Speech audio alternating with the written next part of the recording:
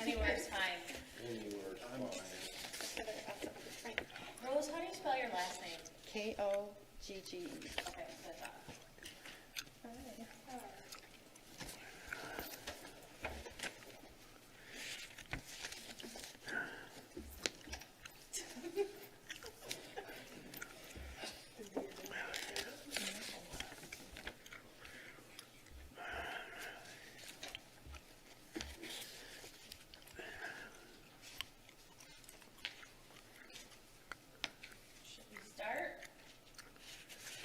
Yeah, I guess if we want, unless we want to wait maybe 5 more minutes, just in case, I guess, because we're earlier than normal. That's fine. I'll go ahead. Just kidding. Oh, okay. Here comes Pat. So Yeah, I can go yeah, back. yeah. I'll look back on, right? We got 1, 2, 3, Stay because 4, 5, seven. 6, 7. You can sit up here. You might not be able to vote or nothing, but you can sit up here. Perfectly fine. Just have to abstain from the voting process, but yeah, fine. With 7 again. No, you can vote because the board is comprised of 7. 7. We got So what? 1, we have 2, 7. 3, 4, 5, 6, 7. Okay, yeah, with your 7, you're 7. Yeah, fine. Yeah, Trish don't get to vote.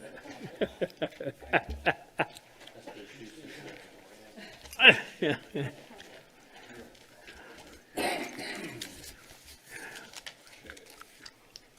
I'll take this thing off so I can talk. Yeah. Not that anybody wants to hear me, but whatever. Okay.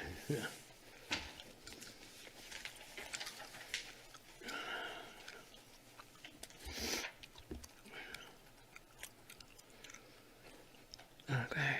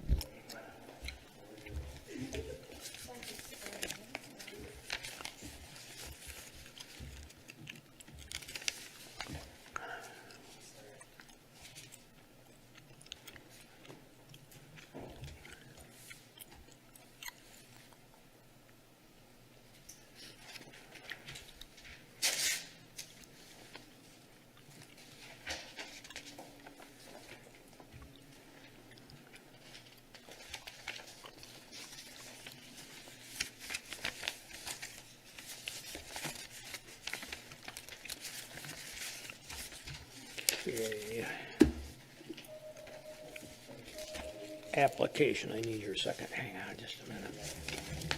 Okay, got it. Okay.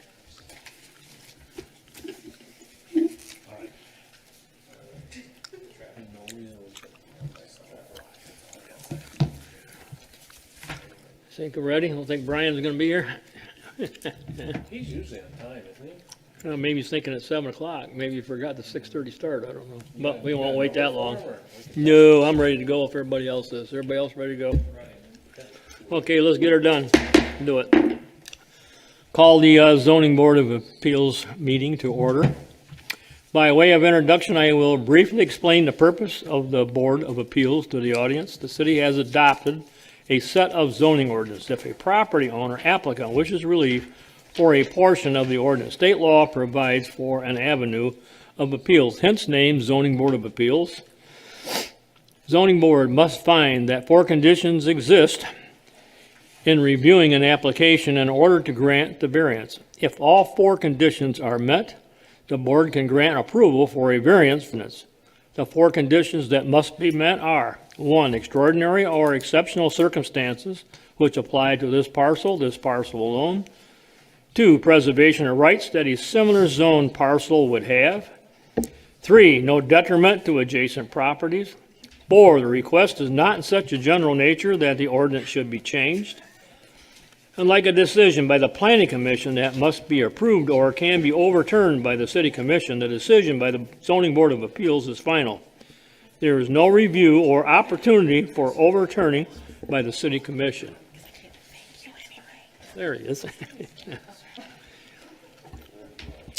Zoning Enabling Act provides that Section 606, Appendix 3, appeal from a decision of a zoning board of appeals shall be filed within 30 days after the zoning board of appeals issues its decision in writing, signed by the chairperson, if there is a chairperson, or signed by members of the zoning board of appeals, if there is no chairperson, or within 21 days after the zoning board of appeals approves the minutes of its decision. The court may affirm, reverse, or modify the decision of the zoning board of appeals. The court may make other orders as justice requires. Applicant present? Okay, we'll have some questions. I'll read this application off, and then we'll have you probably step up to the podium there where the microphone's at, okay? When we do that, we'll need your name and address for the record, okay? All right, huh? Yeah, yep. We do have as a May 27th minutes, and then we need to make a modification to the minutes. Randy? What did I do? You did it. I'll make a change on the motion, me. Oh, Okay. Okay, sounds good. Okay.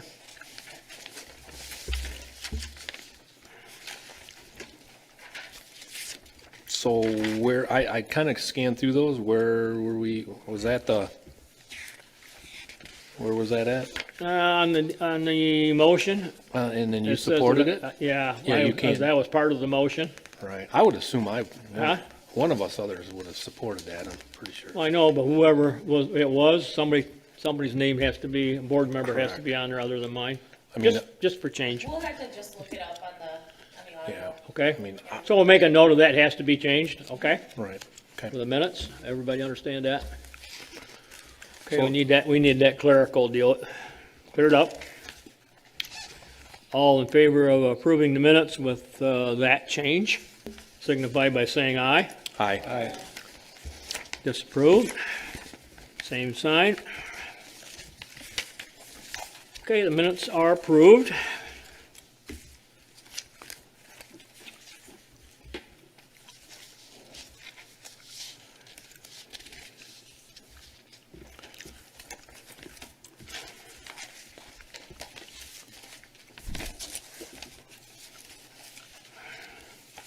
Applicant hereby requests permission to requesting release from ordinance 94-397, part 2, to allow tattoo shops to be within 100 foot of residentially zoned properties. The above is contrary to the following section of the City of Walker zoning ordinance. Section 94-397, part 2.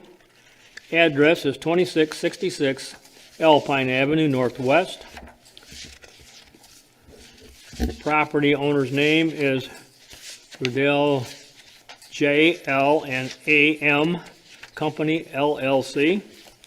Property owner's address is 1345 Bridge Street Northwest. Applicant's name is Brian Millering. Applicant's address is 19316 3 Mile Road, Morley, Michigan. The zoning district is C3, use of the existing premises, office, retail, use of the proposed premises, body piercing, or use for the proposed premises is body piercing and tattoo parlor. Previous appeals are none.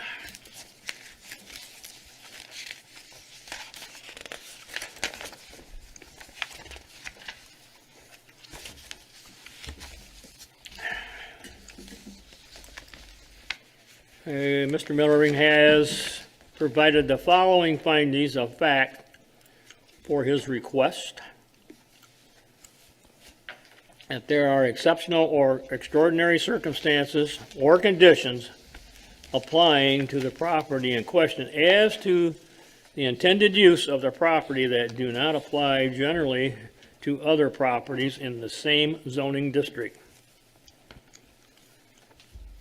Applicant states the building as it currently sits is 131 feet from the edge of the property that is zoned residential, which currently is a vacant lot that would take a significant amount of development, including developing of an access road in order to develop said undeveloped residentially zoned property. B, that such variance is necessary for the preservation and the enjoyment of a substantial property right similar to that possessed by other properties in the same zoning districts and in vicinity.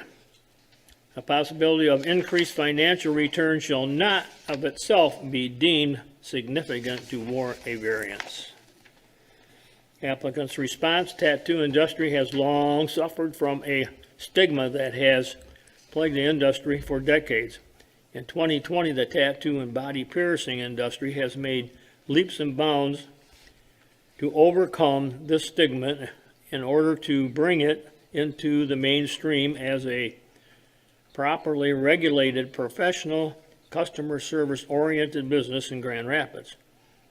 There are several tattoo piercing studios that all well within the 100-foot that the city of Walker deems as inappropriate. Okay, C, the authorizing such variance will not be of substantial detriment to adjacent properties and will not materially impair the intent and purpose of the chapter of the public interest. Applicant's response: not a detriment to surrounding areas. Personal service-oriented business in compliance with all the state, county health departments.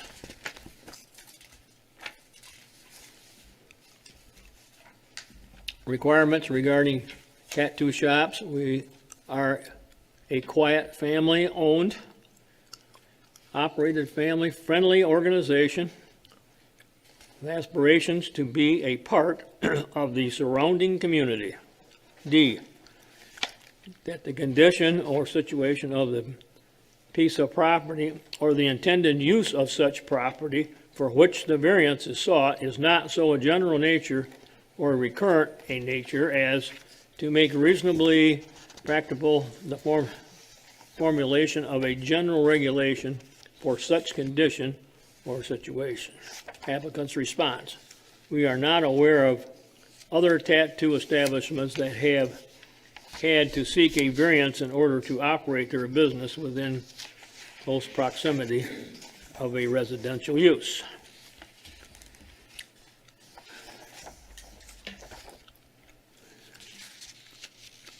Okay, is there anything you'd like to add to this at this time?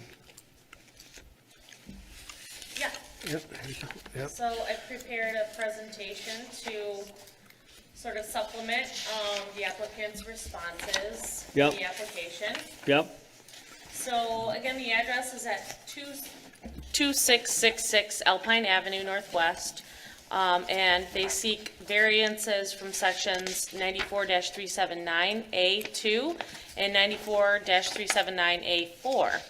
And the subject here is the distance between regulated uses and residential uses. Okay. So specifically, that section of the ordinance pertains to the location of regulated uses. So in the regulated uses chapter of the ordinance, 94-379, there's a section that describes where they can be located. Regulated uses shall be at least 100 feet from a residential use. And the sticking point here is how it's measured. The ordinance requires the measurement to be from the property line of the subject site to the property line of the residential use. So you can see where we have an issue here. The property at 2666 Alpine is zone C3. In C3, regulated uses are permitted. But this site abuts or borders a residentially zoned piece of property. And so the relief requested from the ordinance is to be able to occupy a space within a building on a property zone C3, highway commercial, that abuts a residentially zoned parcel to operate a tattoo and body piercing establishment, which again is a regulated use. Okay. So here's a graphic so you can get a better idea of what we're looking at here in terms of the geographic location of everything, all the variables here. So here you have the building, the subject parcel. This white outline here is the building itself. It's roughly 131, 133 feet. I measured from the aerial photo to that residentially zoned parcel that's located here at 2679 Hufford Avenue. This parcel and this parcel happen to be under the same ownership. We've got office zoning over on the northern side here. And so if the property line were situated here, there would be no problem. But the property line is way over here and it's abutting the residential zone. So a little bit more on the property is involved here. So it's located, the subject parcel is located south of 3 Mile Road, and it's situated right between Burger King and the Valvoline Instant Oil Change on the east side of Alpine Avenue. Again, it's zoned C3 Highway Commercial. C3 is the only zoning district where regulated uses are permitted within the city of Walker. And the parcel abuts a parcel that is zoned A, single-family residential, and again, it's at 2679 Hufford Avenue. Just a little bit more about the property itself. The building that they're proposing to occupy the space within is also where you can find an H&R Block, Metro PCS, and an e-cig outlet, maybe Ed's Shoe Repair. I'm not sure if they're still there or not. No. Okay. And so the parcel at 2679 Hufford is a little bit landlocked. I'll go back to that map here. Oops.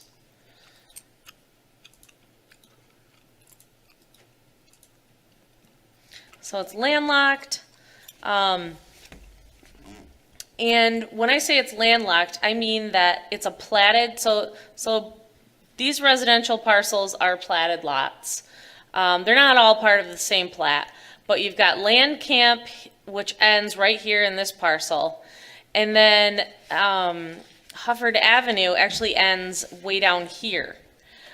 So this parcel is vacant, this parcel is vacant, and this parcel is vacant. So they do not have lawful access to this from a public street. So not only that, but the whole west side of this parcel is encumbered with wetlands, and I talked to the city engineer who believes that a portion of this parcel is actually used as a detention basin for some of the surrounding parcels for stormwater drainage. So there's a lot of things about this parcel here that are going to come into play when you consider whether or not you want to grant a variance for a regulated use. And really what we're looking at is the method of measurement. The use itself could easily be over 100 feet from a residential use, but that's not the way the ordinance is written. So a little bit more about C3 and regulated uses. So section 94-178D specifies, now that's the section, that's the C3 section of our zoning ordinance, specifies that permitted uses, it specifies, permitted uses by special exception use. So you've got permitted uses by right, and then you also have permitted uses by special exception use. And those type of uses need planning commission approval. So if you were inclined to grant the variance tonight, another step for our applicant would be obtaining planning commission approval for the use itself. So a little bit more about regulated uses. You've heard me throw those terms around. And if you didn't already know, body art establishments or tattoo parlors, body piercing establishments, are in the same category under regulated uses as adult-oriented businesses and massage establishments. So massage establishments, not the kind that you go to get a medical massage from a licensed medical facility. And adult-oriented business, I think you probably know what those are without me having to go into those specific uses. So it surprised me to find that body art establishments were grouped in with those. But then again, it doesn't surprise me that an ordinance like this one hasn't been amended in probably a long time. So there's a little bit more that I'm going to talk about with this particular use being in that category. As I mentioned earlier, section 94-379, the location of regulated uses only, so among other standards, so these are not the only two standards that apply to the location. It doesn't allow for regulated uses within a 100-foot radius of any school, public park, library, child care facility, or place of worship. The measurement of a radius shall be measured in a straight line from the nearest property line of the use to the nearest property line of the residential, school, public park, library, child care facility, or place of worship property. So when we go to look at the review, when we go to look at the variance criteria, as Mr. Marr presented, we're looking at, does it present, can the applicant demonstrate exceptional or extraordinary circumstances? Would denying the variance prevent the property owner from being able to enjoy his or her property in the same manner as other business owners in the area or other property owners in the area? Would granting the variance impose substantial detriment to adjacent property or the ordinance itself? Is this a request that's being asked so frequently or so recurrent so that it would warrant an ordinance amendment?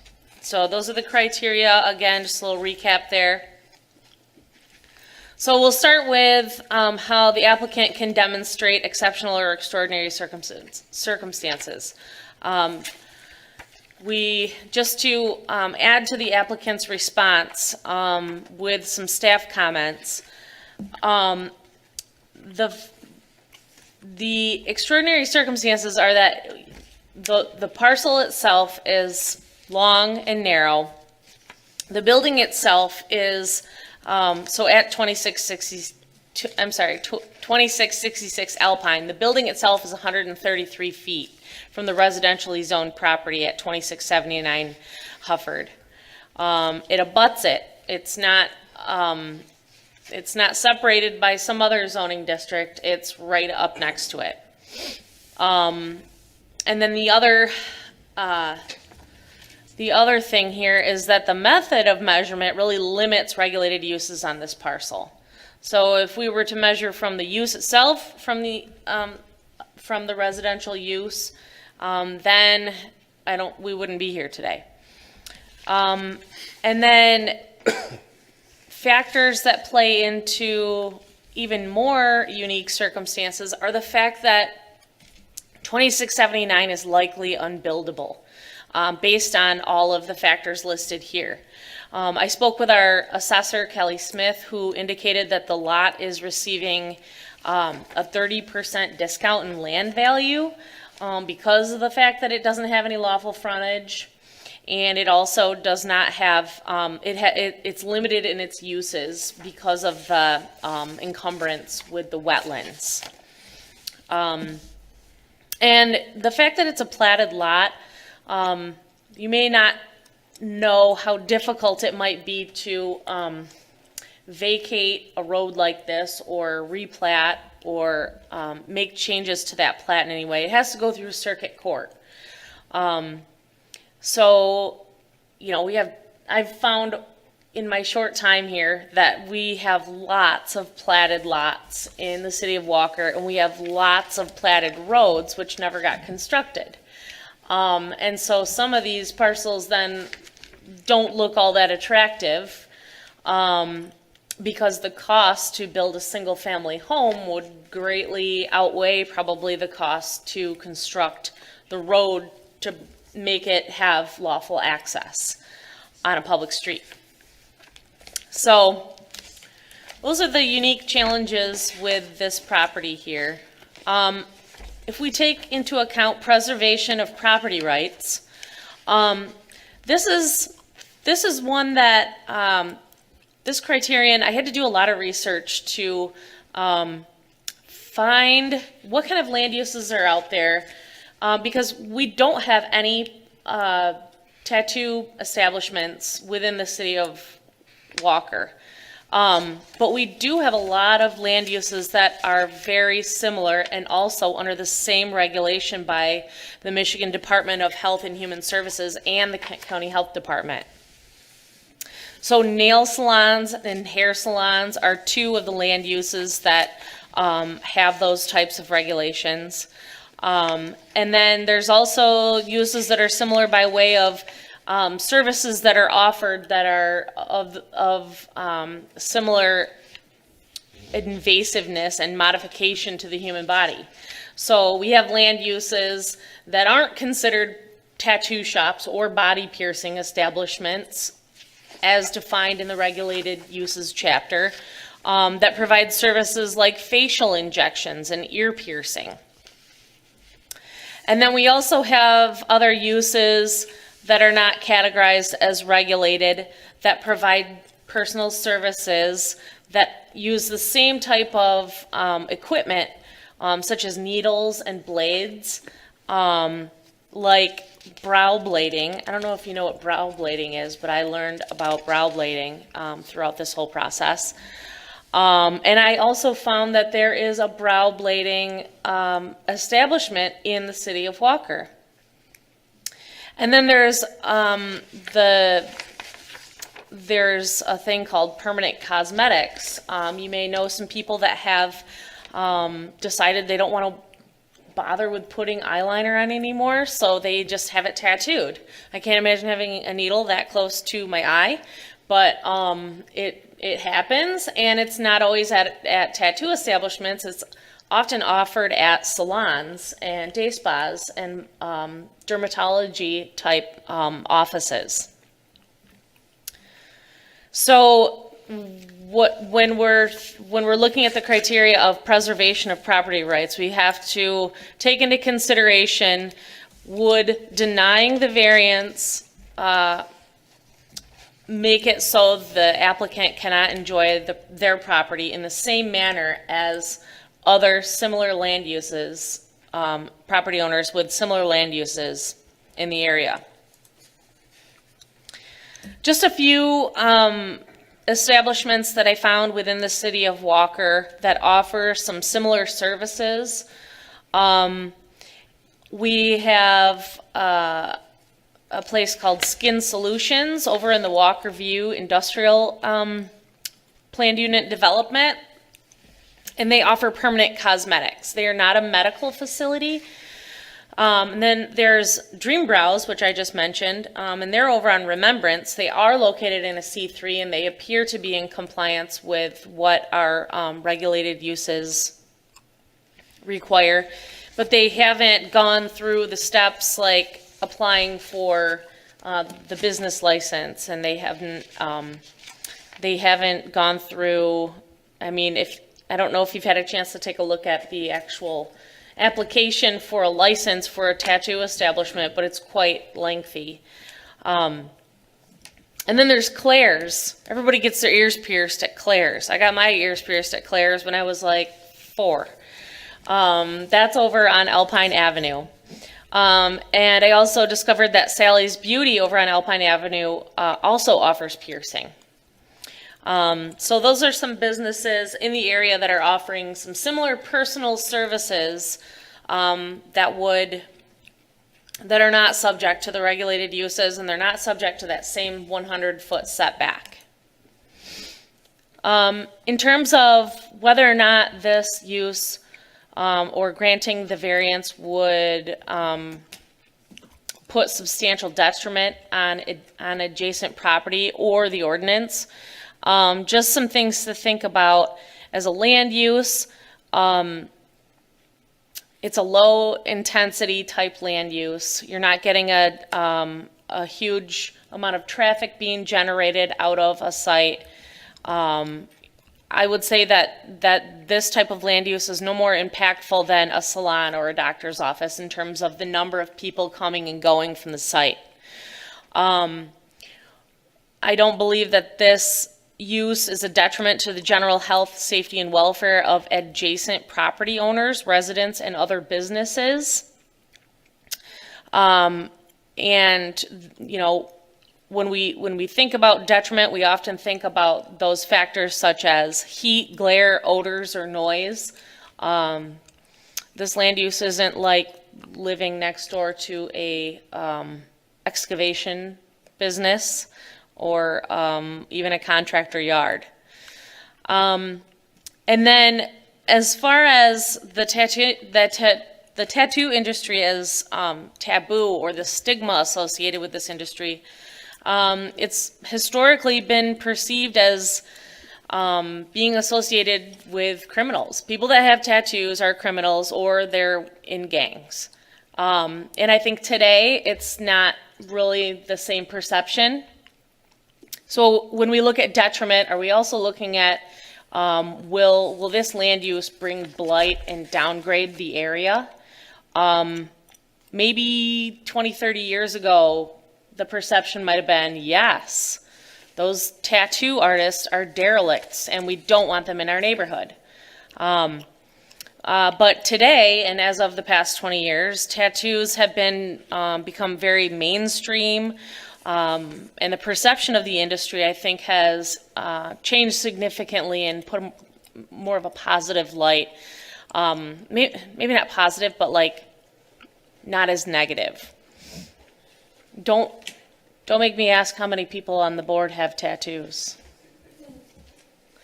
There might be one or two. So the last part of this. So is this request so recurrent in nature that it would warrant an ordinance amendment? So I searched through the Zoning Board of Appeals records. Obviously, we don't have any tattoo establishments in the city of Walker. And ZBA records have revealed that this variance has never been requested. But if we're talking about ordinance amendments, I think that there are other factors that would warrant an ordinance amendment to remove tattoo establishments as a regulated use. If you read in my final thoughts in my staff report, going through that application for a tattoo establishment, you know, if I were the applicant filling out that application, and if I had to report whether or not I had any sexually transmitted diseases, I would feel quite indignified. I don't think that's an appropriate question to be asking somebody that wants to open a business in the city of Walker. And so after you make your decision tonight, I'm looking for a little bit of direction on whether we could consider removing the regulated use or tattoo establishments from the regulated uses chapter, and maybe form some other standards for regulation through the ordinance committee. So just something to think about before we wrap up our meeting tonight. So if I'm going to provide you with a summary of my findings. So the subject parcel contains exceptional circumstances that cause land uses to be limited because it abuts a residentially zoned parcel that is essentially unbuildable. A variance is needed in order for the applicant to enjoy and utilize his property in the same manner as the other property owners in the same general vicinity that engage in similar uses, but not subject to the overwhelming regulations imposed on a regulated use. The variance, if granted, would not be detrimental to the surrounding residential and commercial property owners, as it is no more intense or detrimental than a hair salon, nail salon, spa, or doctor's office. The type of request is not so recurrent that it would warrant a change in the ordinance. However, the antiquated fashion of the existing ordinances themselves do warrant some changes. And if the Zoning Board of Appeals is inclined to grant the variance, I just have one recommendation, that your approval be subject to the following conditions. Number one, that the applicant shall submit an application for special exception use to be reviewed and approved by the Planning Commission prior to the issuance of a building permit to modify the building for the tattoo establishment. Number two, the applicant shall obtain a business license from the city clerk in accordance with Chapter 22, City of Walker Code of Ordinances. And number three, the applicant shall adhere to all county and state requirements that apply to the regulation of a tattoo establishment. And that's all I have. Okay, thank you. Applicant wish to add anything to that at this time? Step forward to the microphone, please. State your name and address for the record. My name is Daniel Braley. Brian Millering and I are business partners in this.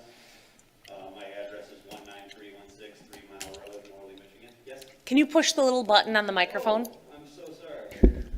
Better? Yes. All right, there Thank we you. go. We're in business. Did you want me to repeat that? No, it's fine. Okay. So first off, I wanted to say thank you very much for allowing us to tell you a little bit about who we are and what our goals will be with opening this business. I'm an artist. I've been a body artist for almost 20 years now. In my 20 years of being an artist in this industry, I've worked with some of the best in it and worked around some of the best in it. And with interacting with such high quality artists over the years has allowed me to see not only what the industry has come from, but it has also allowed me to see where it's headed. I believe that what we have in mind for our business will be bringing forth a new standard for the body art industry and setting the bar for others on the body art industry on what the body art industry should be. In the past, there's been obvious stigmas that have been associated with mainstream body art industry for nearly 100 years now. Typically, degenerates and aggressive personality types, just to name a couple. Our goal here is to help shed these stigmas that have been associated with this amazing industry of talented artists for too long, all while creating something that is to be revered by our colleagues and coworkers and all others in the body art industry. We don't deal with degenerates or aggressive behavior. We deal in art. We deal in high quality art provided in a safe, comfortable, and peaceful environment. We don't want to be a nuisance to the company or to the community. We want to be a part of it and to contribute to it. My business partner and myself are both single fathers with two amazing boys. We understand the commitment of being part of a community. We understand why it's our responsibility to better our lives and to better the lives of the people around us. And if you allow us, this is the mentality and the attitude we will be bringing to the community. A business ran by people just like yourselves who know the value and importance of the community itself. Thank you again very much for allowing us to come and talk. Okay, thank you. Anyone else here care to speak to the variance?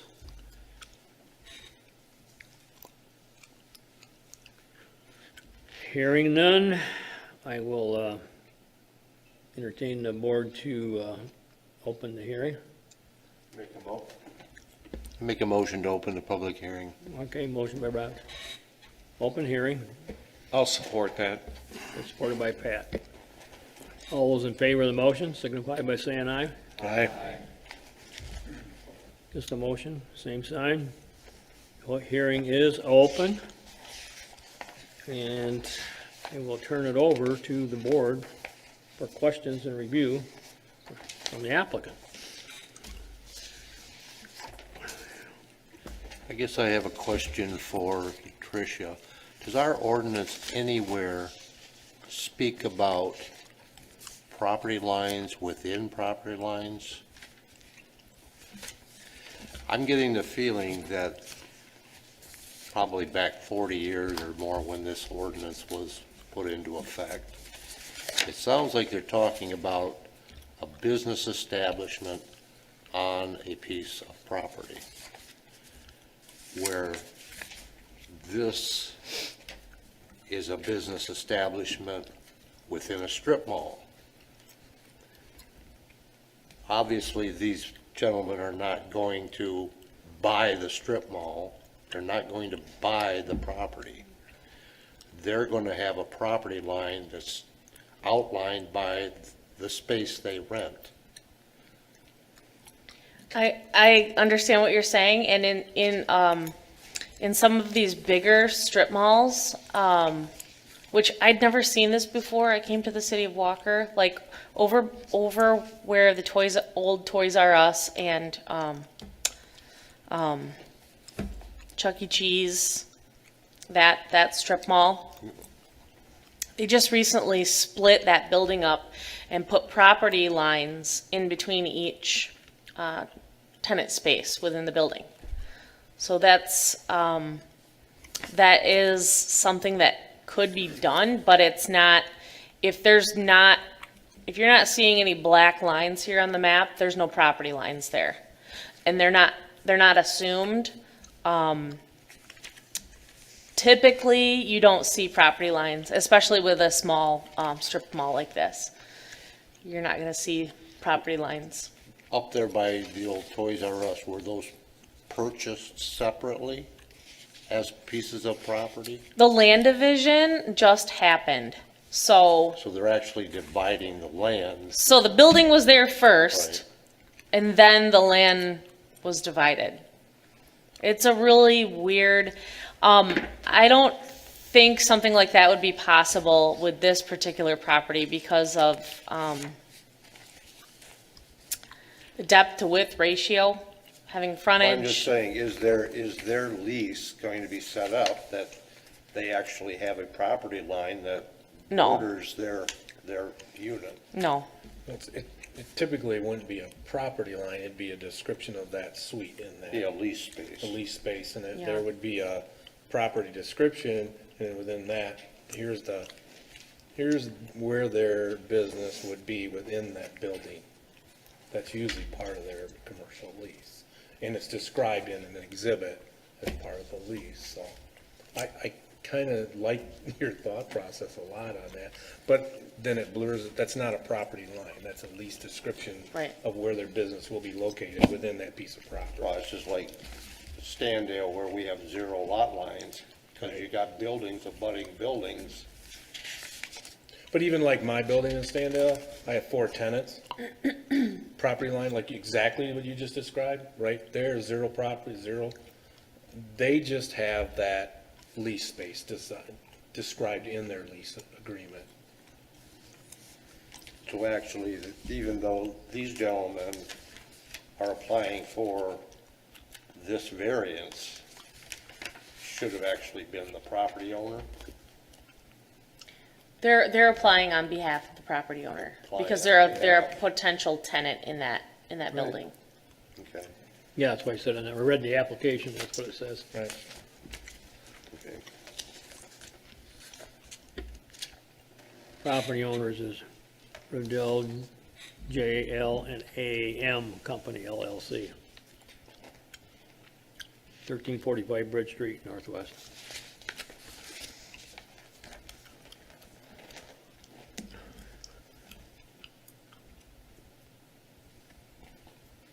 Any other questions from the applicants? Question on the regulated uses, that we're talking about tattoo establishments. There's these other regulated uses. Now if we grant a variance for just tattoo, the other regulated uses impacted? So when you grant a variance, it's something that stays with just the land. So it will only apply to this particular parcel. If you're talking about whether or not granting this variance will kind of poke a hole in the ordinance and affect the other regulated uses, and does that mean that other, the other regulated uses that are not tattoo establishments, can they also come to the zoning board of appeals and ask for a similar variance? I think there's a lot of different variables floating around with this particular request. If I didn't think that they may have a shot, I wouldn't have had them apply. But I don't think it's going to affect the other regulated uses if they were to come to the zoning board to ask for a closer setback than 100 feet. All the parcels are like apples and oranges, and they all come with their own set of weird variables. Yeah, maybe just clarify my comment. If we grant a variance on this parcel for a tattoo establishment and they vacate their lease, could an adult establishment occupy the premises and not have to come in for a zoning variance? Okay, I understand what you're saying. If you make it clear in your motion that it's specifically for this type of regulated use, tattoo establishment, then it should not affect another type of establishment to come in and occupy that space. It has to be specific to body art establishment. Any other questions from the applicant? I guess I have another question for Trish. Okay. Now, he's alleviating to another business coming into this lease space. If we are entitled, if we determine that we want to grant this variance, but that residential property changes, say they put a community park in there, is that then detrimental to this business? Or we rule, they get it, whatever happens after that is subject to whoever does that? They have to be aware of that. Yeah, so if you do end up granting the variance, you're granting relief from that specific zoning ordinance section.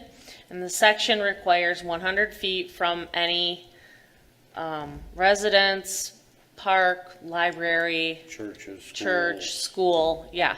So when you're granting it for residential, you're also granting it for all the other uses that are mentioned in that Okay, ordinance so it's not section. going to affect anything if they decide to put a park in there. Yeah, I don't know what else they do with that land. I know. I went out It's, and looked at it, it's, I wouldn't buy it. I wouldn't pay taxes on it. well, they're getting some cheap So taxes. how many feet short are we of the 100? Well, you're butting it up. 100. You're Huh? 100 feet. I mean, you're touching it, right? Yeah, Is they're that what you're touching saying? it. You're touching it, that's it. Okay, all right, gotcha. I think to Roger's earlier point, I mean, if this were a 100-acre parcel and this building was right in the middle, they would still have a problem. Exactly.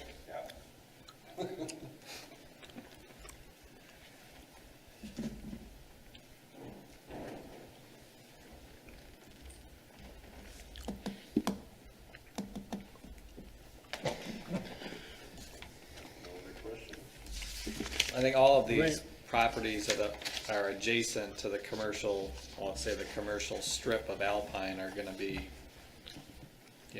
transitional, or it's gonna be tricky, so. Well, it's not a typical type of zoning where we zone from C3 to C1 or 2 to something else in multifamily and then all the way into residential. So there, like you said, it's a It's a unique situation, right? Well, it'd have to have the same circumstances that the residential lot behind us that we're looking at. I find that hard to believe that all those residential pieces are gonna have that same criteria. That's, you know, that's gonna have to meet as far as the variance goes. Yeah, we've dealt with different landlocked parcels before, and we take each one Yep. separately. Each one's got separate, right? Trish, do you know when this ordinance was adopted? Was it in 60 or 70? Or did you do any research on that? There were some changes. There were some changes like within the last 10 years, I want to say, but it was like more housekeeping type changes. I can't remember exactly what it was, but it was nothing really of substance. We had some adult establishments under the massage pretense and whatever, and I think that ordinance was copied off at the time. To control that, I think it was copied off other municipalities and whatever and put together into this ordinance, and that's why you're seeing the lengthy juggernaut of all the language in it. I think it covered a lot of areas, okay, back then, and that's a long time ago, okay? So, and that's how you got in, you know, that's how the medical, when you're talking about asking them if they had any diseases or whatever. Right. I think that's how that all got involved in it or got into that, okay, so, okay? That gives you any insight. Doesn't mean that it's not outdated by today's standards or whatever regulations. So maybe Mr. Chairman, maybe I'm presuming that we're gonna pass this thing. I have a question. Why, can you explain to me why, as a condition, they need to go to the planning commission? So in the C3 district, a regulated use is permitted by special exception use permit. And any special exception, so there's another chapter on special exception uses, and all of those uses have to have planning commission approval. Okay, Yep. okay. Thank you. So it's still gotta go through some rigorous, you know, Right.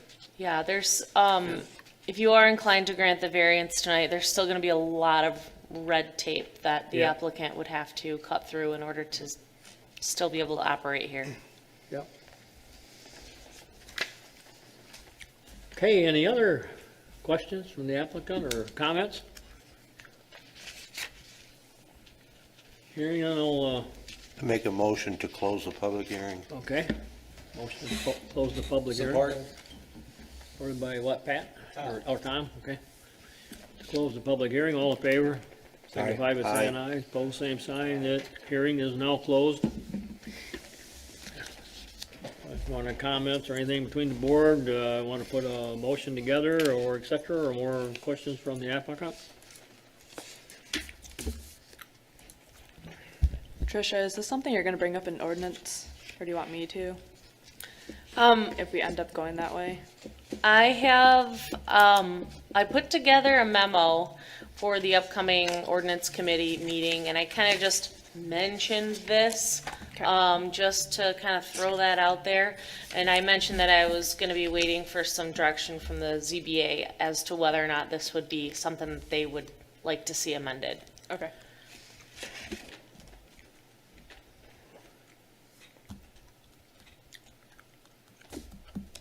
Okay. So I guess whatever the board's pleasure is.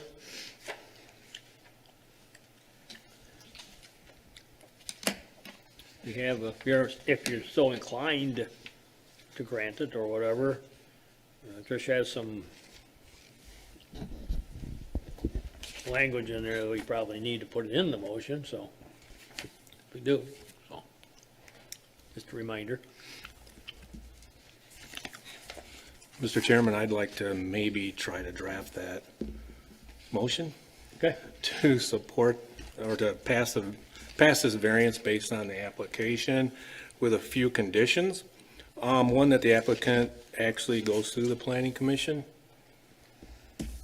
So I move to grant the request, and that, with the following conditions, that the applicant actually goes to planning commission prior to issuance of a building permit to modify the building. Also that they obtain a builder's license from the city's clerk's office. And the third thing would be that they follow and adhere all the county and state requirements for their industry. Okay? That would be my formal motion to grant the variance. All right, Can we stipulate that this variance is for a tattoo establishment for this property? I would think just specifically that, correct? yeah, right, Just that would be what I intended it to be. part of the motion. Motion, I'll support it. Sure, not, Roger supports it, those conditions. Okay, we have a motion and a support with those conditions. Is there any other comments on that motion before we call for a vote? Hearing none, all in favor of the motion with those conditions signify by saying aye. aye. Pose same sign. It is granted. I need a signature, sir, right here, or Roger, on it. Oh, what paper? For them to sign. They have to sign that we approved it. All right, I'm not aware of this paper. all right, okay. Is it something that we can have them sign Later, if you after the like. fact? Yeah, I imagine, Okay. sure. I'll have to figure out what this document is, and I Okay. will have them Sure. sign it. Talk to Tammy. Okay, I will. I'll talk to Tammy. So you guys are all set. Thank you so much. I'll have you sign something in the near future. Best wishes on your business venture. Yeah. Take care. But, have a good night. Tricia, on the ordinance committee or bringing that, I guess we talked earlier about it being pretty infrequent, and maybe this is the first time we've really encountered this. So I don't know if really that bar has been met to really go through an ordinance change just for this. Now, if it's a part of an overall sort of bringing things into the modern era, I think that's fine, but Yeah, don't- it's more about that than it is this particular request. yeah. So, we haven't had any requests that I could find in the ZBA records. So it would be more to modernize some of our ordinances and kind of remove some barriers to business. Because really that's the biggest thing, because they're not, so they were granted the variance, but they have to go through this application through the clerk's office. And that thing looks more difficult than getting the variance itself. City application? Yes. Oh, it's not a state thing. It's- No, and it's, like if you read through the application, you'd be like, man, I cannot imagine writing all this stuff just for a business license. Yeah. That's just my personal opinion. Oh, yeah. Until you get the attorneys involved in it. Yeah. And then you have a whole different ballgame going. Oh, man. Okay, we ready to go to the next one?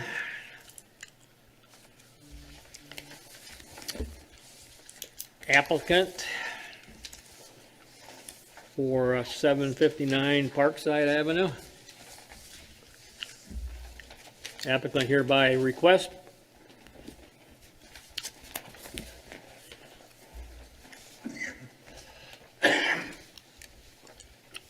construction of a 6-foot fence in accordance with a portion of the secondary yard of a corner lot, as well as in a portion of the rear yard, where only a 4-foot fence is permitted per section 94-3372A. Section 94-337, fences and walls. The following requirements apply to fences and walls in the residential zoning district and the ag district. In residential districts, fences and walls located Any required front yard setback shall not exceed 4 feet in height.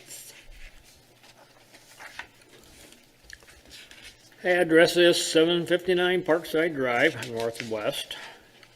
Zoning district is A, single-family residential.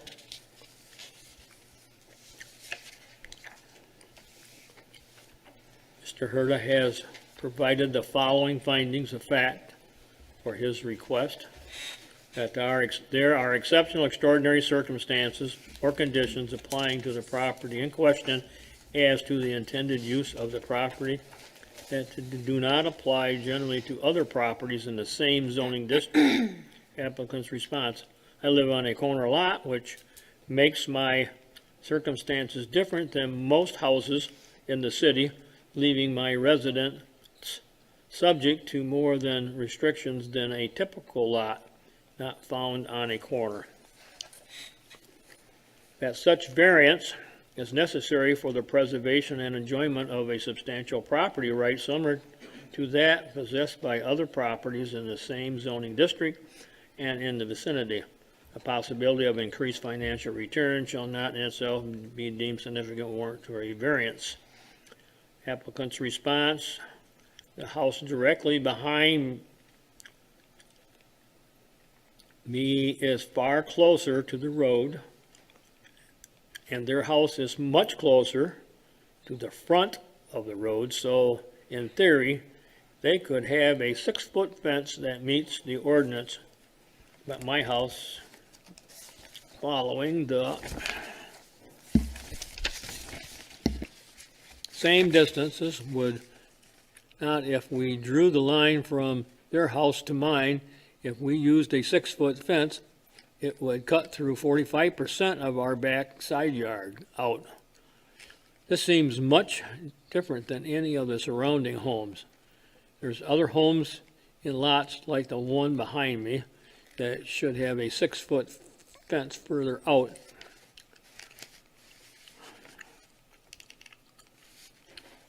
The authorizing such a variance will not be of substantial detriment to adjacent properties and will not materially impair the intent and purpose of the chapter of the public interest. Applicant's response: the change would be consistent with the purpose or the intent of the Walker zoning ordinance because there would still be ample room for clear line of sight when driving around the corner. My house is further back from the road than other houses near me, so the proposed change wouldn't be an issue. That the condition of substantial a piece of property or the intended use of such property for which the variance is sought, it is not in so general nature to make reasonable, practical, and formulation of the general regulation of such condition or situation. Applicant's response: the requested variance is unique and not common to the surrounding neighborhood because my house is near water treatment plant off Waybury Avenue and Wilson, so there is less traffic than most corners.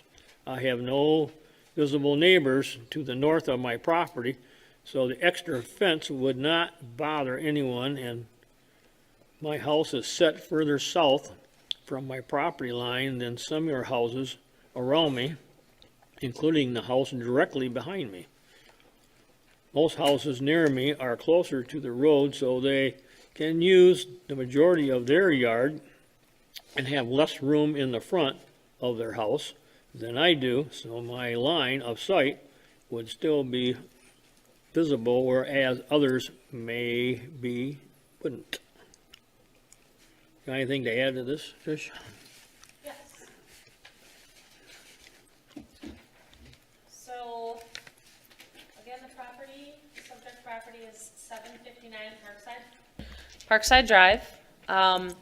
And our applicant, Dom Huerta, is requesting a variance from 94-3372 Part A to allow for a 6-foot fence in a secondary front yard on a corner lot.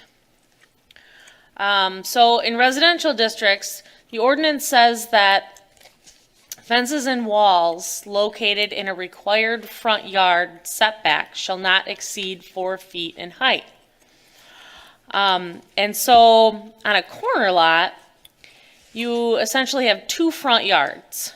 And the street side of, sort of the side of your house is considered a secondary front yard. And so the ordinance only allows for a 4-foot fence along the property line in that secondary front yard. And the relief that our applicant is requesting is from this section so that he can construct a 6-foot fence adjacent to the northern property line where only a 4-foot fence is permitted.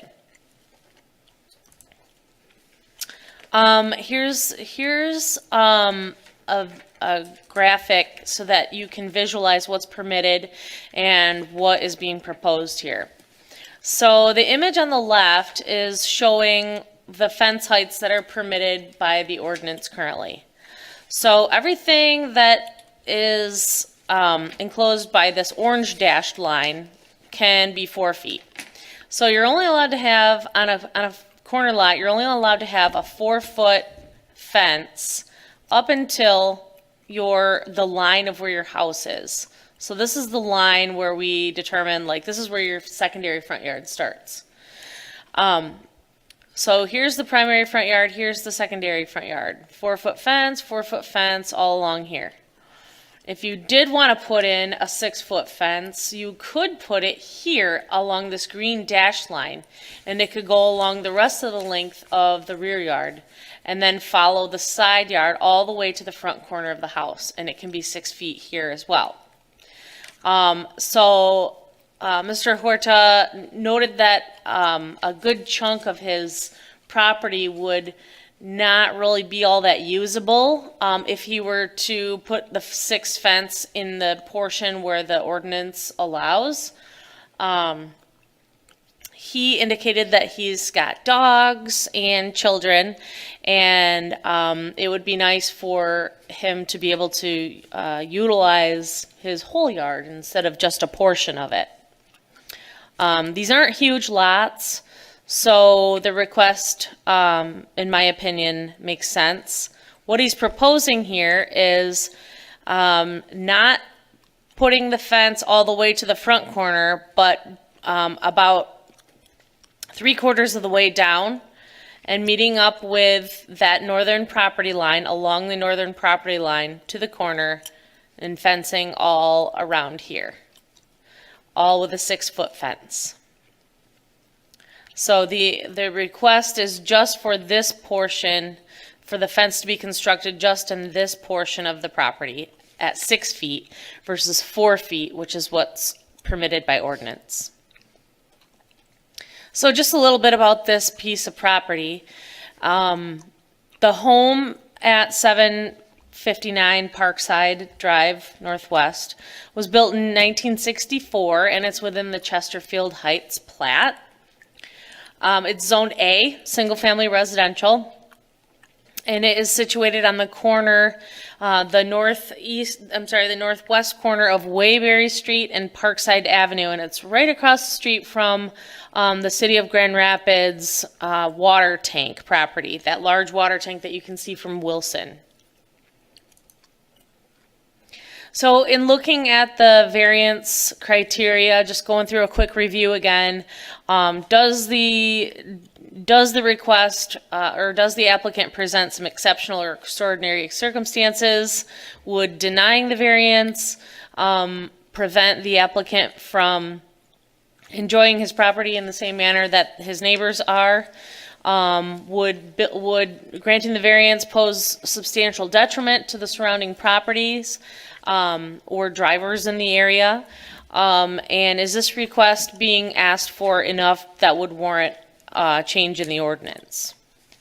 So if we look at exceptional or extraordinary circumstances, being a corner lot, as the applicant stated, there are some additional restrictions because of this secondary front yard. So the street side is treated as another front yard. It becomes unique only when a property owner wants to build something in it. So place a shed in it, or in this case, build a fence. Talking about the preservation of property rights. This one is pretty straightforward because there are several addresses that I listed in my staff report that actually have the 6-foot fence along the property line on the street side in the secondary front yard of a corner lot. These photos are all taken in the Chesterfield Heights neighborhood, and so these houses are all placed on corner lots, and they all have the 6-foot fence along the property line on the street side.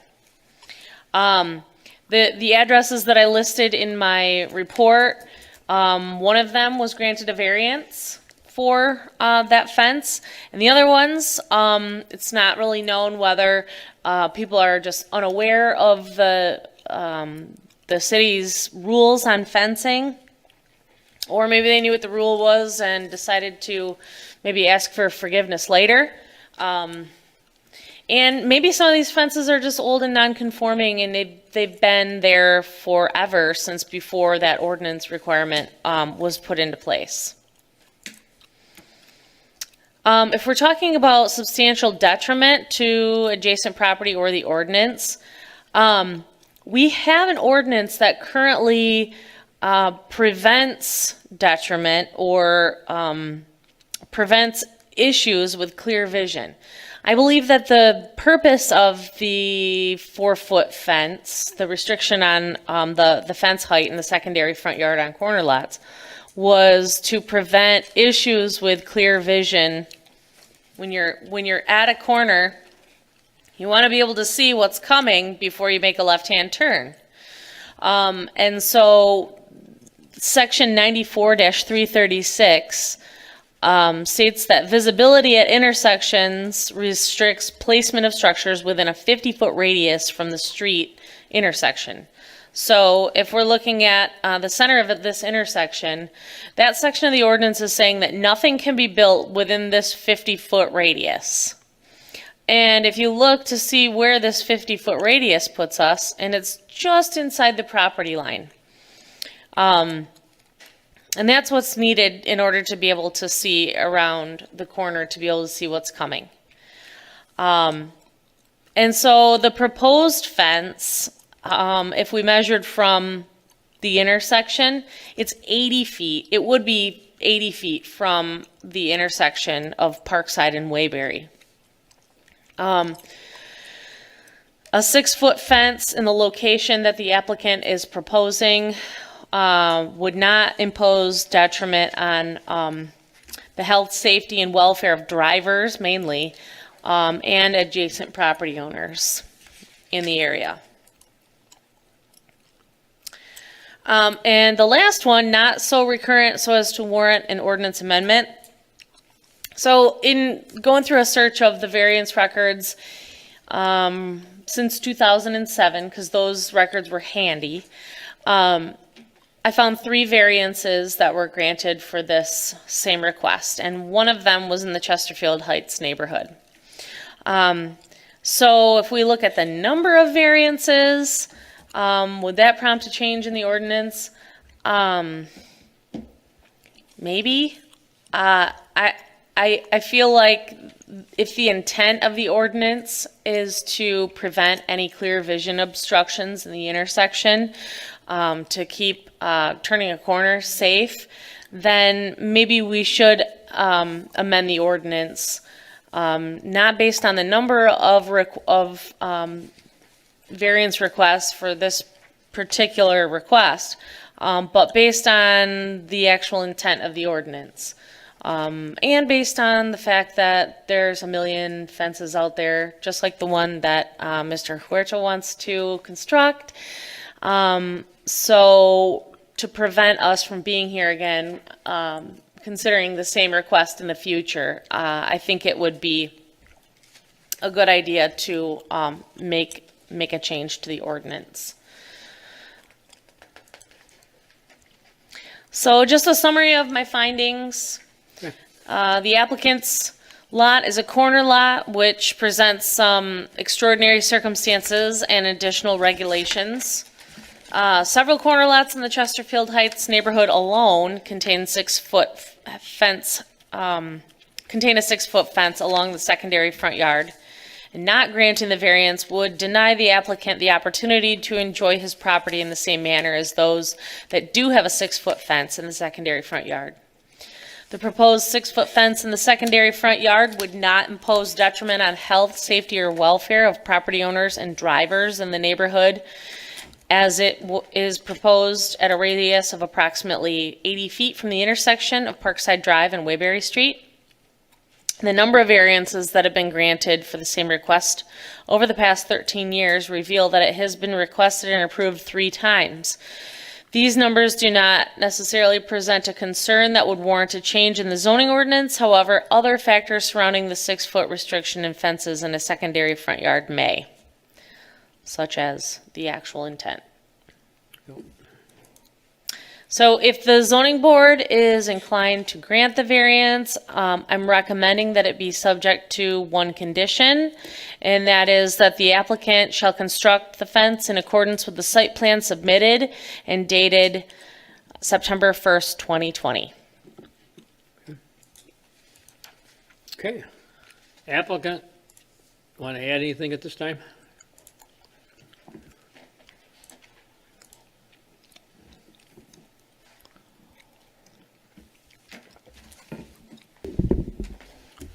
Hey everyone, my name is Dom Huerta. Damiano, I go by Dom for short so that you guys can say my name. I live at 759 Parkside Avenue in Walker, Michigan. My wife and I recently moved to the area from Wyoming, just a couple minutes away. Some of our best friends moved to the Grand Rapids area about 2 years ago in Walker. And every time we visited them, we fell in love with their yard, we fell in love with the area, we fell in love with the businesses around or close to them. We just felt like it was more home. And over the past 2 years, we've been toying with the idea and finally decided, you know what, this is where we want to be. This is where, feels more like home to us. And so we decided to purchase a home in Standale. It's a beautiful little neighborhood. We walk it every single day. Like Tricia said, we have 2 dogs and a young child. He's 18 months. His name is Lincoln. We bought this home that's been, I would say, restored over the last couple of years by the previous owners to what I feel like is immaculate, pristine condition. And the only thing that was really missing was an area for our dogs and our kid to safely play in the backyard without having like the issue of like maybe getting run over by a car, or for our dogs to not be, we'll say, bothering other dogs that are walking by. There's lots of other people that go on walks every day in our area. Those are the main things we considered. So we decided, hey, let's talk to the other neighbors. Let's figure out, if they would mind us putting up a bigger fence, because there's kind of a fence behind us right now. It's chain link and rotting, and then there's kind of a fence to the south side of our house, but it's falling over. If we just put up a brand new fence, are they going to mind? And both of those neighbors were very receptive to that idea. We went with a cedar fence so it would look a little nicer for them, and they were very excited, as I bet you guys could imagine, for that. There was a third neighbor kind of kitty corner from us that we didn't realize had about 6 feet of chain link fence, that they just kind of jumped into that. And when I went and talked to them the other day, they were more than excited to have a true privacy fence as well. They actually put up some leftover pieces of the other neighbor's fence to help sort of mask their neighbor that they didn't want to see as much. So everyone has been very receptive to the idea of having a fence there. The biggest thing that we noticed was, like you can see, our house is sort of in the middle of our yard, whereas most houses are towards the front of their yard and maybe towards the edge. As I put in my description on my application, the house directly behind me is closer to the north line of the property.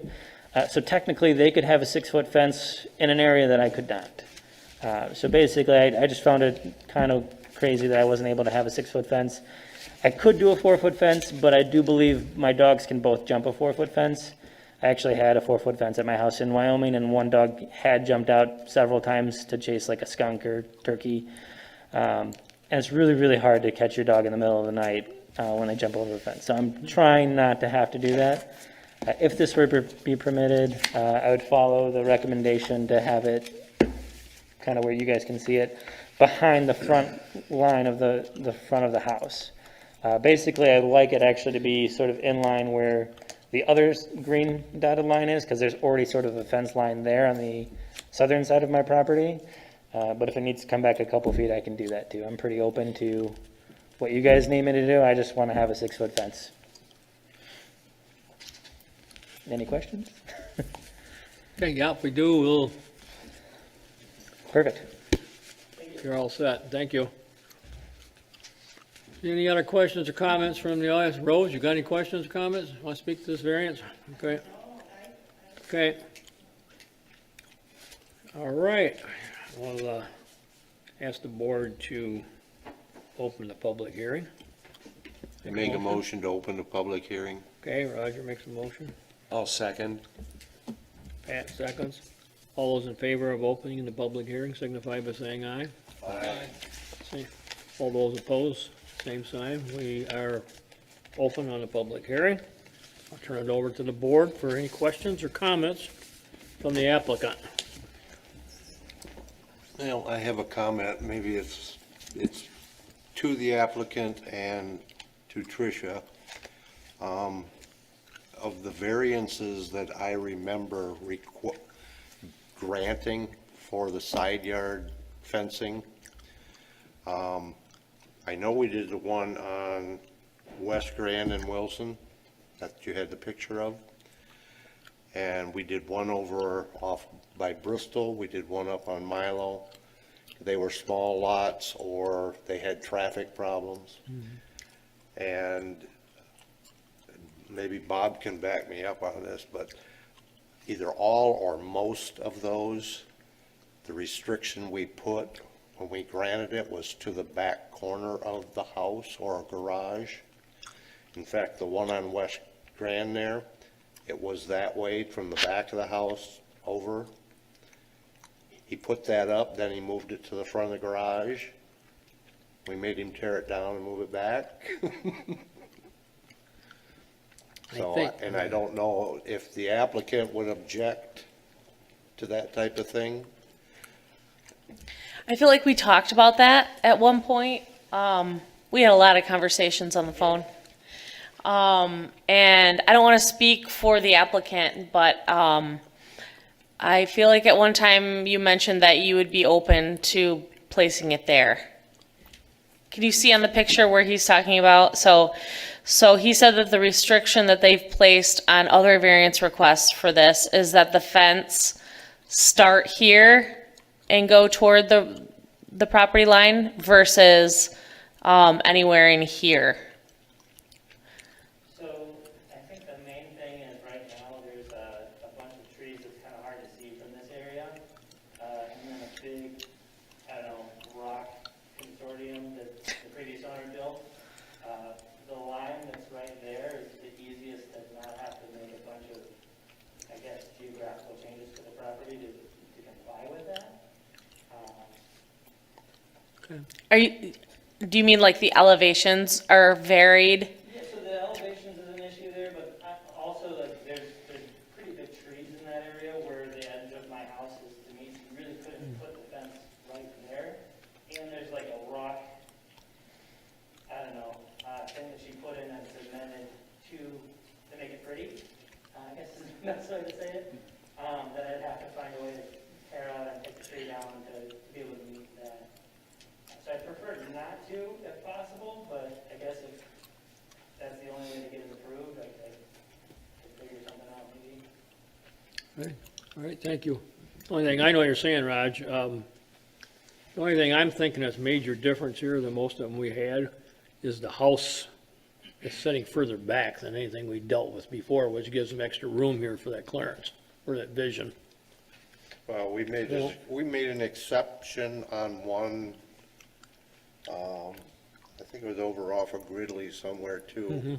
They had a huge tree Yep, and they ended up bringing the fence out past the tree and put the tree in the backyard, so we gave them that extra 6-8 feet. And if we knew, if we had some dimensions on this, you know, if it's a matter of instead of from the back corner, if he needs to move it 4 or 6 feet to the east,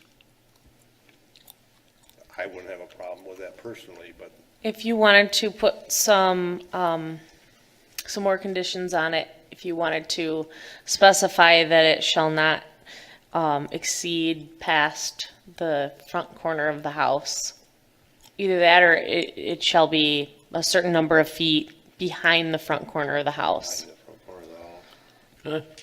I guess I liked it personally from an aesthetic, driving down the street. I mean, if everybody brought it up to the front of their house and had this 6-foot board fence across, even if you're not on a corner lot, I mean, that visually is not very pleasant to see. It's like everybody's trying to board everything up, but So this one would be a little bit set back in the front of the house. I don't want it to be, actually, I agree with you on that. I don't want it to be brought up to the front because it's the same thing. I want it back towards, there's a window on the side of the house. I want it more in line with that so that I can see out of the front yard. yeah, I don't know what that north side of that house looks like, where the windows are or anything like that. I mean, you don't want to put it right under a window or I window believe or that's a anything. daylight elevation, right? There's a daylight window in there. Is that where Is that a, daylight from the basement? yeah, there's a bedroom down there, family room, It's just like a living room living room, kind of thing. right? So what you're saying is they built a little retaining wall there out of some, I was there, I didn't look at it.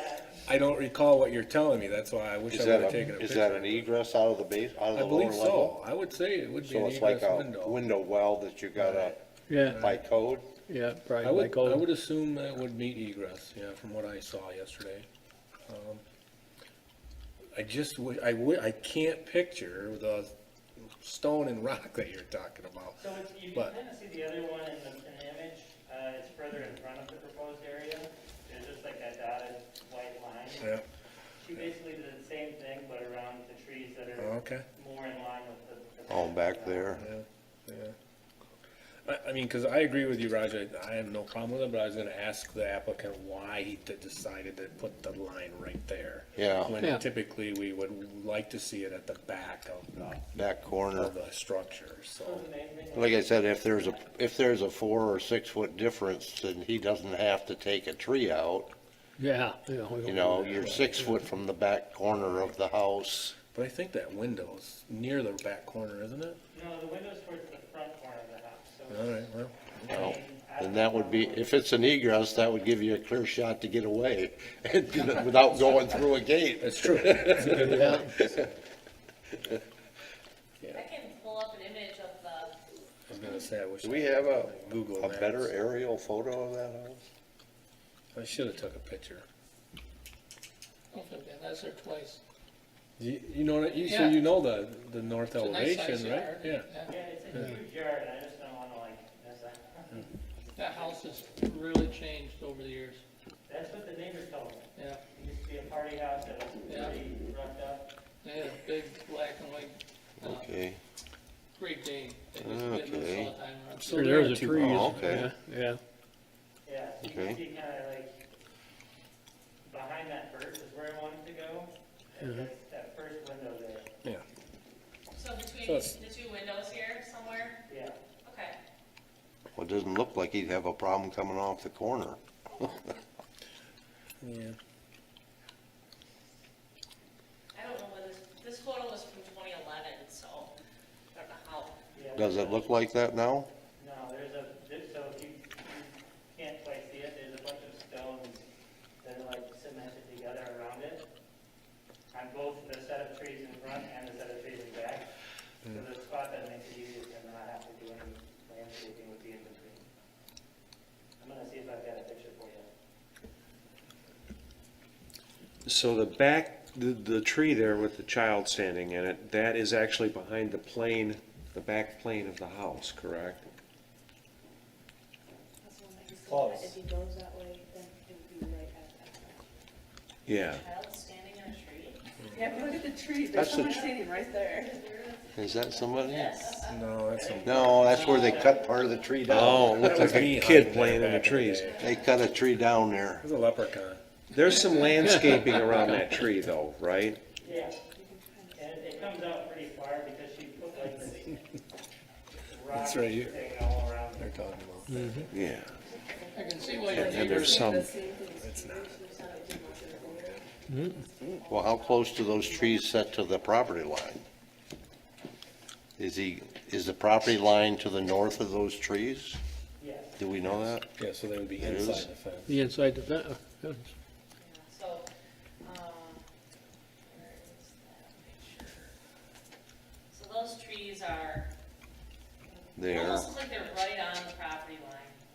So you would either enclose those trees, or you would not. You'd have to come inside. Probably would end up putting the You'd have to come the inside fence of on the inside of where those trees are. So here's a better picture. I don't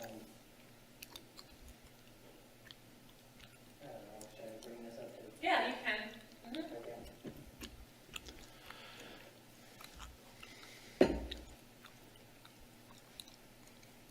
Maybe, it's hard to see.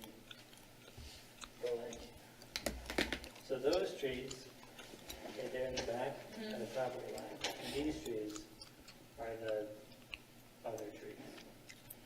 Oh, So gotcha. it's a little bit inside the property line. So it'd be kind of in between the very back trees Mhm.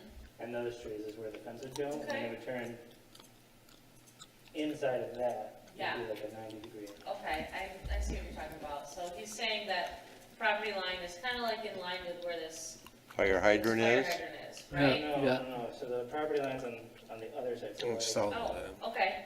there's like a telephone pole that's on the corner of our property line. Mhm. You can kind of see it because it's a little bit lighter in the very back there. Yeah, yep, That's the property line, and then all of the trees on that line are actually on the inside of that. So Okay. it'd be in front of the telephone pole is where the fence would be, but on okay, the other side of the trees.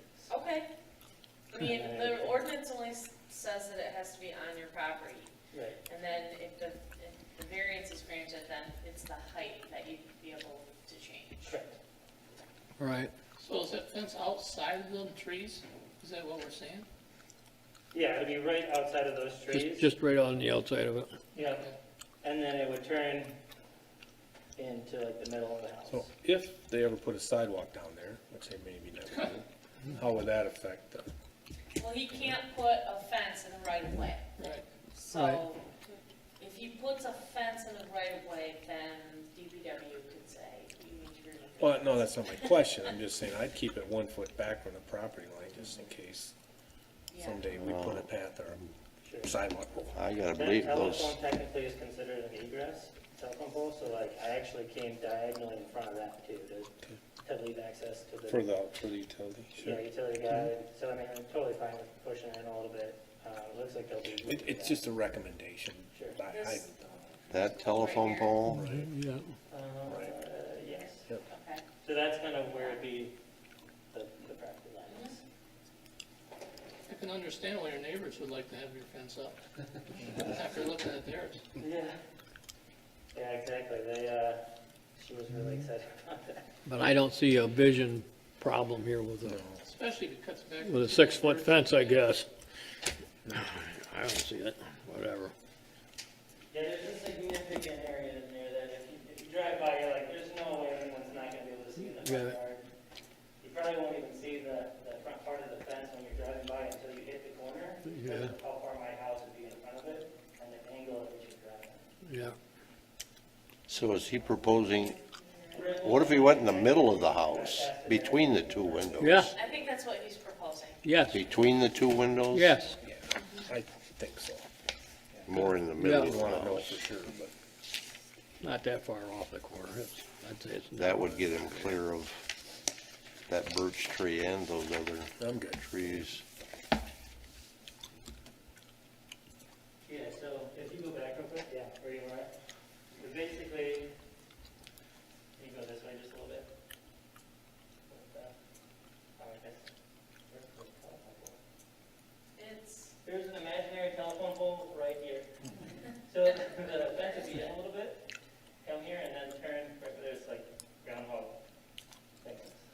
Like right about in the middle of the house? Between, Originally, I was thinking more towards the front, you know, towards the front of the window, but if you guys are wanting it back a bit, why don't we go to the middle? there's plenty of room in here, like right there. Why don't we just go to the middle of it, and split the difference? Yeah, that's fine. Between the middle of the windows there, I could buy that. huh? I can do that. I wanna have a driving gate to go through there in case Yeah. I need to haul wood in Right. the way. Right. So I need a little bit of clearance to put the dual So gate. we put it right in towards the middle between the two windows, should be fine, I would think. I can do that. Yep. Makes sense to me. Sold. Thank you. The only comment I have is separate from this, is that 50-foot comment about an ordinance. To me, that's so arbitrary because every intersection's different. I wouldn't put any, I mean, maybe there's some sort of algebra you do based on the width of the streets or the whatever, but 50 feet or 100 feet, it doesn't matter. Yeah, that to me. 50-foot radius doesn't seem large It's not. enough. So if we were to propose a change in the ordinance, it would be a radius from the corner of the property. So, in other municipalities, like, for example, Plainfield Township, I worked there for 7 years.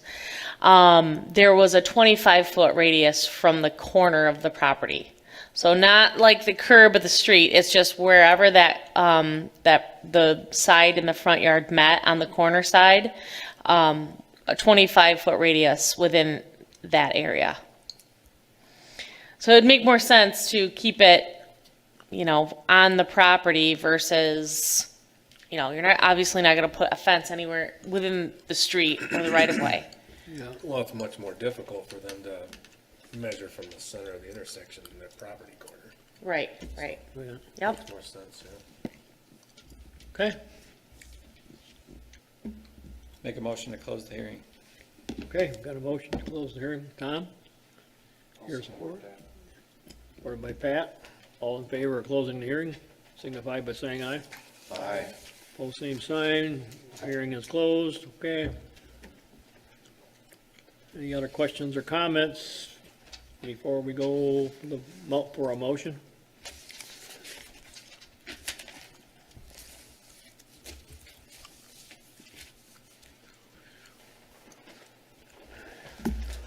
I guess I would make the motion that we grant the variance based on the application, with the only change is that the fence go north from the middle of the house out to the property line.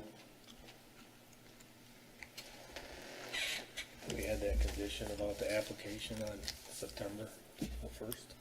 Yep, The site plan. site plan, Site plan. Oh, date. for Site plan, Is that okay, Ron? sure. Okay, we have a motion by Roger, supported by Randy, or what? What's going on? Sure, yeah, Huh? absolutely. Supported by Randy with those conditions. Any other questions or comments, or anybody wants to add or anything to it, or any questions on the motion? Hearing none, all in favor of the motion, signify by saying aye. Aye. Pose same sign.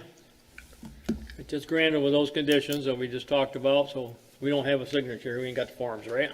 Right. Okay. All right, we'll have to get that later for a signature on the forms when we get up, okay?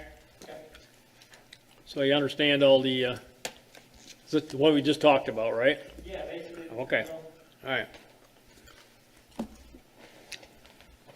Okay, it's approved, with those deal, okay? You bet. Get that thing done, will you? Oh, it's gonna rain this weekend. Am I okay to, finish it like tomorrow, or when do I need to do that? Well, Usually 5 days unless somebody wants to object. I guess if you go ahead and That's do why we need those it, I guess if you papers. go ahead and do it, you gotta have a permit, so if you go ahead and do it and somebody objects, then you might have a problem, just so you know what's going on. Okay? You don't have to get a permit. You don't need a permit for a fence. No, so I'm just saying, if you erect it and within the 5 days and somebody has an objection to it, then you might have a problem, but other than that, you do whatever you need. However, it's up to you. You're welcome. You bet. Go for it. Get her done. You're good to go. Yeah. Unless you want to stay for the election of officers. I just wanna say this was like super easy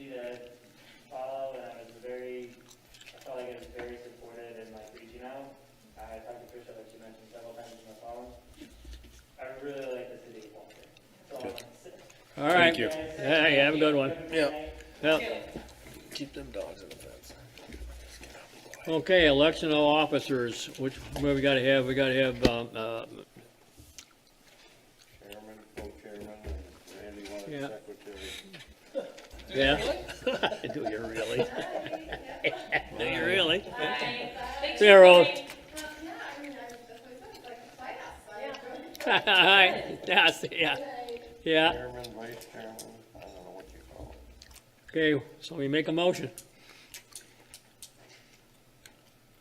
You wanna go for the chairmanship first, or Let's do it all. last, or what? I Huh? make a First? motion for Yeah.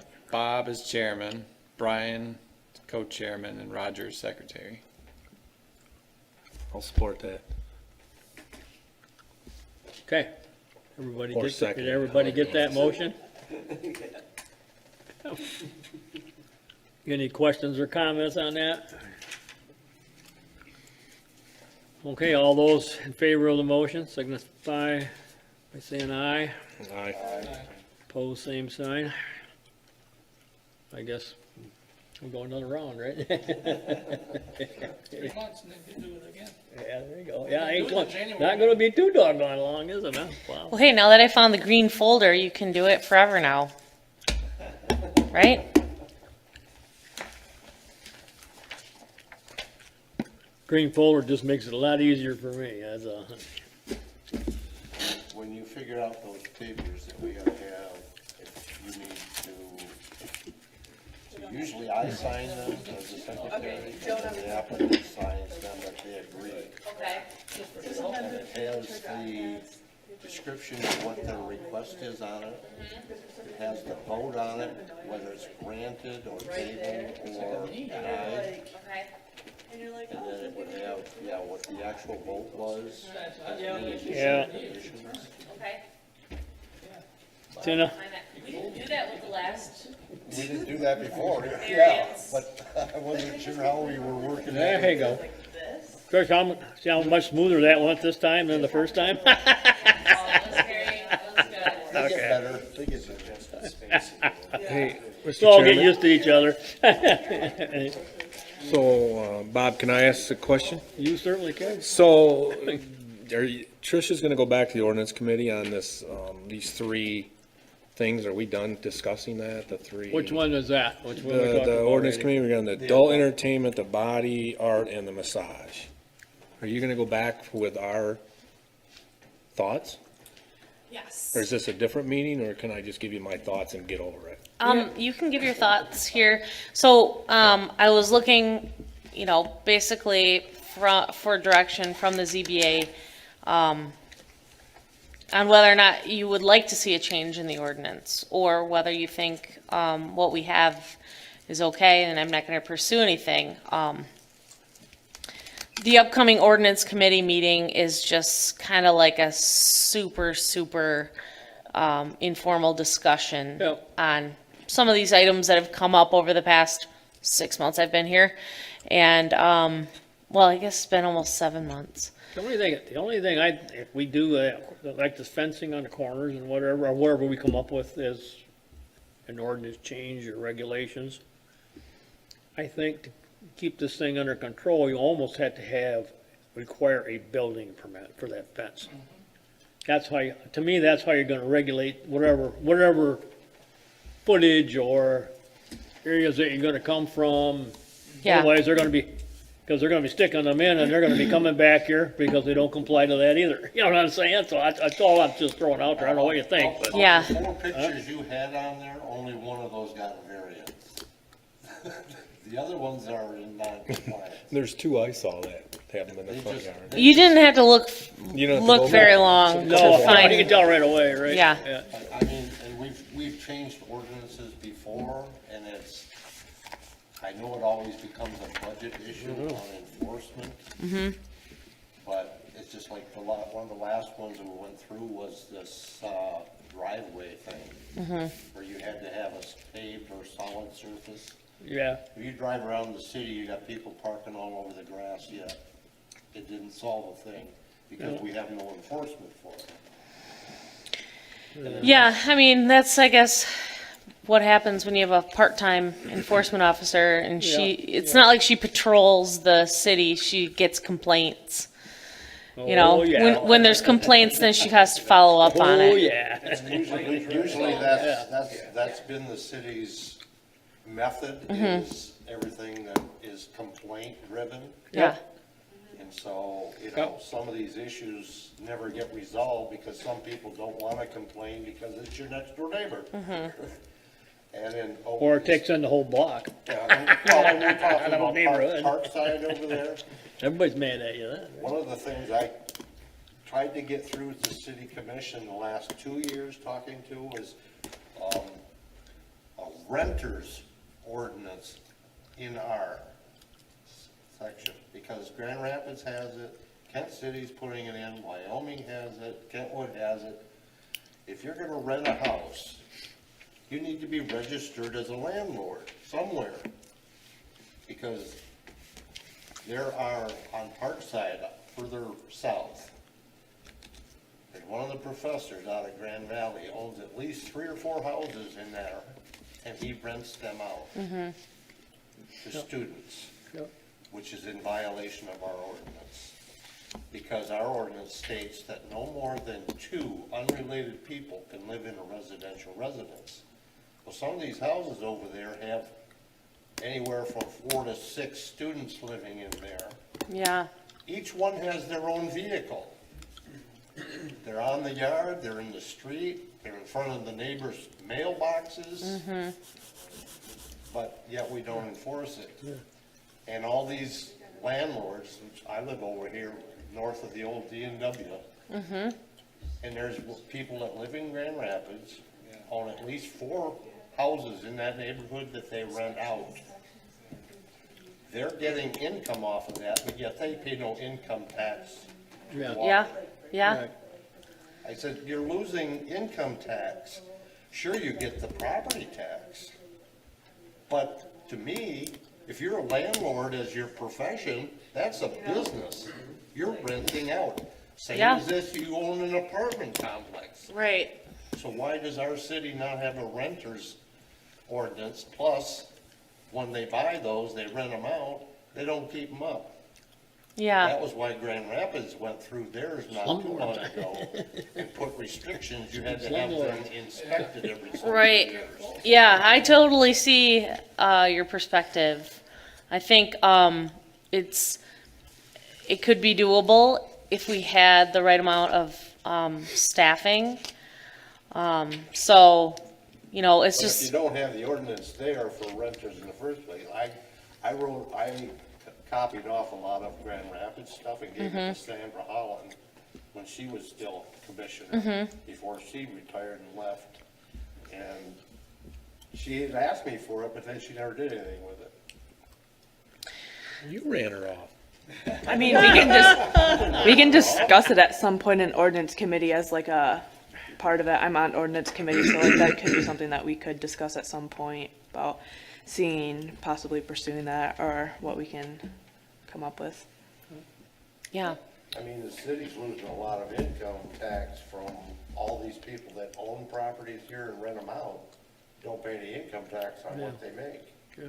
I feel like having a renter, having an ordinance like that would almost warrant a whole department dedicated to just rentals. Because as it is now, Yeah, it's not a part-time thing. I mean, like, I'm the zoning administrator, but, my job is mostly planning, and, it's starting to get, I'm starting to get spread a little bit thin. I shouldn't be saying this on the record, but, Well, that's what Grand Rapids But- does. Speaking of the Yeah, record, I need so they I need have- adjournment The here. amount they charge. All right, all in Yeah. favor?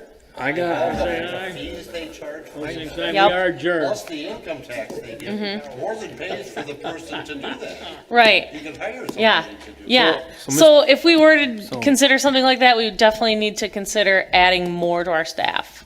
So when's the big day? Can we? That'd be good. Yeah. October 30.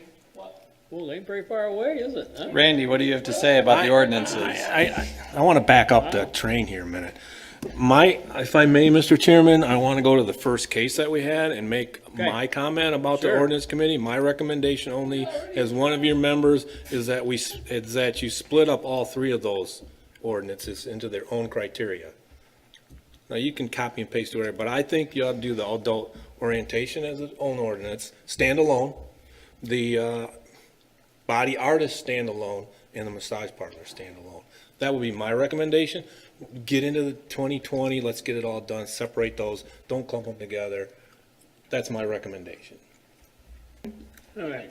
And I wouldn't remove any of them either. No, but make them Right. all Give each stand one on their own. section. Yes. Yeah. Please, that's I just wanted, sorry to prolong it, but Yeah. I'm done. I Thank you. almost feel like the massage parlor and the adult-oriented businesses could be grouped into the same. But I don't, it's, I wouldn't. I wouldn't, I'd I separate don't, them. I don't think there's been a problem having them there. I wouldn't remove the criteria or the opportunity to think about it if it came in. I think if the application process is onerous and outdated, that's a whole separate thing. Well, you But I gotta be wouldn't- licensed anyway, right? Like Yep. a massages and whatever has to be state licensed. and et yeah, cetera, et but cetera. it's the type of massage that's described in the ordinance is not something that, I feel like it's something that kind of happens under the radar. People don't really apply for that stuff anyways.